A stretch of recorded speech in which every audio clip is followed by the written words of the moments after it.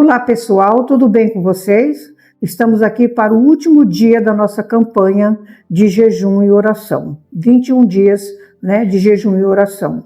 E o tema de hoje é o propósito maior. Eu quero estar lendo aqui no Evangelho de João, no capítulo 4, a partir do versículo 27. Naquele momento, os seus discípulos voltaram e ficaram surpresos ao encontrá-lo conversando com uma mulher. Mas ninguém perguntou: "Que queres saber?" ou "Por que estás conversando com ela?" Então, deixando o seu cântaro, a mulher voltou à cidade e disse ao povo: "Venham ver um homem que me disse tudo o que tenho feito. Será que ele não é o Cristo?" Então saíram da cidade e foram para onde ele estava. Enquanto isso, os discípulos insistiam com ele: "Mestre, come alguma coisa."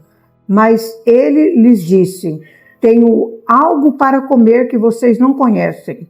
Então os seus discípulos disseram uns aos outros: "Será que alguém lhes trouxe comida?" Jesus disse: "A minha comida é fazer a vontade daquele que me enviou e concluir a sua obra. Vocês não dizem: daqui a 4 meses haverá colheita? Eu digo a vocês: abram os olhos e vejam os campos. Eles estão maduros para a colheita. Aquele que colhe já recebe o seu salário e colhe fruto para a vida eterna, de forma que se alegram juntos o que semeia e o que colhe. Assim é o verdadeiro ditado: um semeia, o outro colhe. Eu lhes enviei para colherem o que vocês não cultivaram, e outros realizaram o trabalho árduo, e vocês vieram a usufruir do trabalho deles. Muitos samaritanos daquela cidade creram nele por causa do seguinte testemunho dado pela mulher: "Ele me disse tudo o que tenho feito." Assim, quando se aproximaram dele, os samaritanos insistiram em que ficasse com eles, e ele ficou 2 dias. E por causa da sua palavra, muitos outros creram. E disseram à mulher: "Agora cremos, não somente por causa do que você disse, pois nós mesmos ouvimos e sabemos que ele é realmente o Salvador do mundo." Que bênção, né, queridos? E que experiência maravilhosa. Veja que os discípulos, eles foram o quê? Eles foram para o mercado fazer compras. Lá eles entraram na cidade, eles cumprimentaram pessoas, eles fizeram as compras e ao retornar encontraram o quê? Jesus conversando com a mulher samaritana. Aquela mulher, ela foi profundamente impactada no seu encontro com Jesus.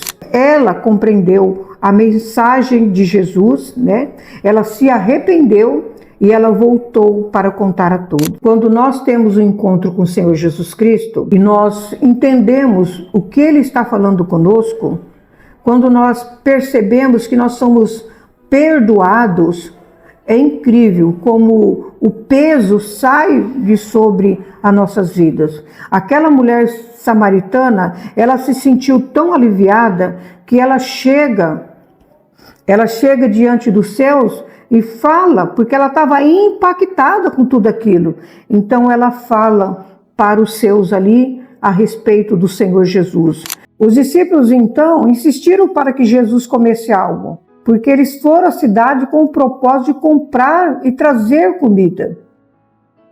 Mas Jesus aproveitou aquele momento, aquela situação, para poder ministrar o coração deles. Sabe, queridos, Jesus, ele ensinou sobre um propósito maior para a nossa vida. Quando os discípulos falaram a respeito de comer, Jesus mudou a direção da conversa, falando que havia uma outra comida que consistia em fazer a vontade do Pai e a sua obra. Então, comer diz respeito a uma necessidade básica. Nós sabemos disso, Sem comer, a pessoa morre. Sem comer, a pessoa não consegue ficar de pé. mas Jesus estava dizendo algo que deveria ser básico e essencial para todos nós, que é o quê? Fazer a vontade do Pai, executar a obra do Pai. Muitos de nós entendem que a comida espiritual é a palavra de Deus, mas Jesus afirma que realizar a obra de Deus é o combustível na nossa vida. Esse é um propósito maior, fazer a obra de Deus. E esse propósito é o quê? É ganhar almas. Veja que Jesus, ele relacionou o fazer a vontade do Pai e cumprir a obra com a colheita. E Jesus sempre usava essa analogia, como está lá em Mateus 9, 36, 38. Jesus, ele havia acabado de ganhar aquela mulher samaritana e ele dizia aos seus discípulos que isso era o mais importante do que comer. Veja que coisa engraçada, né? Jesus falando para eles a prioridade que havia, que não era só comer. É necessário comer? É necessário. Mas o mais importante era fazer a obra do Senhor. Queridos, eu quero dizer para você aqui, né? Ganhar almas. Ele espera que eu e você entenda que a minha vida é alcançar almas para Ele. O fruto do justo é a árvore da vida. O que ganha almas é sábio. Isso está em Provérbios 11, 30. Então, vamos ser sábios, ganhando almas para Jesus. Nós temos que fazer isso a tempo e fora de tempo. Em todo tempo, em toda oportunidade, onde estivermos, estar atento, porque o Senhor vai nos acionar. Aquela mulher, ela foi tocada ali, Jesus deu uma acionada nela e ela já se interessou, porque falou algo que ela precisava ouvir. Quantas pessoas estão por aí precisando ouvir algo de você? E algo simples que as pessoas precisam ouvir. Amém? As pessoas, eu quero dizer que elas já estão prontas. Jesus disse ao seu discípulo assim, abra os olhos e veja os campos. Eles estão maduros para a colheita. Precisamos então o quê? Abrir os nossos olhos. Quando nós não encaramos o propósito de Deus, sempre vamos dar uma desculpa como: não é hora de evangelismo. Agora não posso, porque eu estou trabalhando muito. O meu trabalho requer muito tempo. Então, estamos sempre lidando com o quê? Com questões que nós consideramos mais importante. Todo dia, eu quero dizer para você que é dia de colheita. Amém? No consultório, estação da colheita, na escola, no esporte. Não existe ninguém que não esteja pronto para ser colhido. Jesus, ele diz assim, que todo mundo já está branco para a colheita. Você crê em Jesus? Então creia que todo mundo já está branco para a colheita, amém? E não é necessário, o que é mais importante, que não é necessário um preparo especial, né? Nós somos o quê? Uma igreja em células. E nós primamos por preparar as pessoas para evangelizar, para consolidar e para liderar. É claro que isso precisa ser feito. Todavia, aquela mulher samaritana, sem preparo algum, ela foi até a sua cidade e ela arrastou muitos para os pés de Jesus. Ela simplesmente disse aquilo que ela entendeu. Aquilo que estava no coração dela foi revelado para ela e isso a impactou. Eu quero dizer para você que quando eu aceitei Jesus, a primeira coisa que eu ganhei, primeira pessoa que eu ganhei, a primeira família que eu ganhei foi a família da minha irmã. E quando eu conversando com ela, e ela viu a minha mudança de aparência, né? Ela viu a minha mudança de aparência, eu tinha mudado a maneira de me vestir, assim que eu me converti. Então, o que aconteceu? Ela falou assim, você virou crente, estou falando com as palavras dela. Ela disse assim, você virou crente? E eu não sabia o que falar. Eu tinha aceitado Jesus naquela semana. Eu não conhecia nada da palavra de Deus. Eu simplesmente fiquei assim olhando e olhei para ela e falei assim, ele me perdoou. Foi o que eu disse. E falei para ela assim, se você quiser ir a uma igreja, eu vou com você. Aqui perto da tua casa tem uma igreja, eu te levo lá.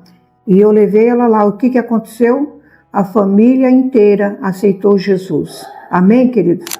E eu tenho certeza que era isso que ela precisava ouvir, porque foi isso que o Espírito Santo trouxe na minha mente. Ele me perdoou. Assim como essa mulher samaritana, que ela diz assim, ó, venham e vejam um homem que me disse tudo.